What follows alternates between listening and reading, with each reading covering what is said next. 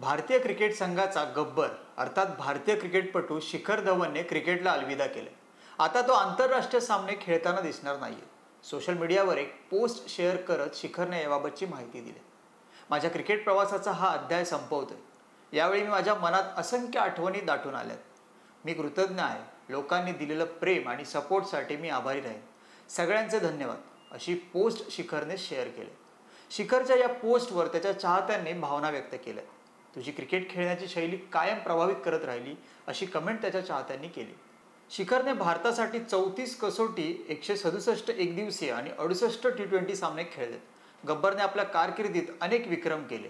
शिखर धवनने 2013 मध्ये ऑस्ट्रेलियाविरुद्ध कसोटी पदार्पण केले होते।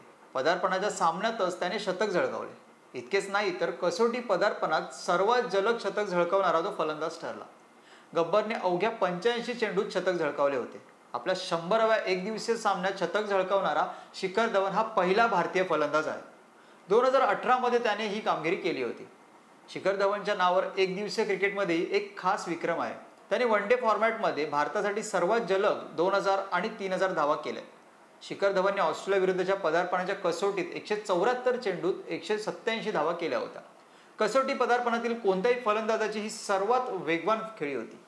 शिखर धवनने इंडियन प्रीमियर लीगमध्ये म्हणजेच IPL मध्ये धडाकेबाज कामगिरी केली। तो पंजाब किंग्स या संघाचा कर्णधार राहिलेला आहे। IPL मध्ये तो एकूण 222 सामने खेळला। त्याने IPL मध्ये एकूण 6769 धावा केल्या। IPL मध्ये त्याने एकूण 51 अर्धशतकं आणि 2 शतकं झळकावलेत। एप्रिल 2024 मध्ये त्याला पंजाब किंग्स या संघाने 8.25 कोटी रुपयांना खरेदी केले होते।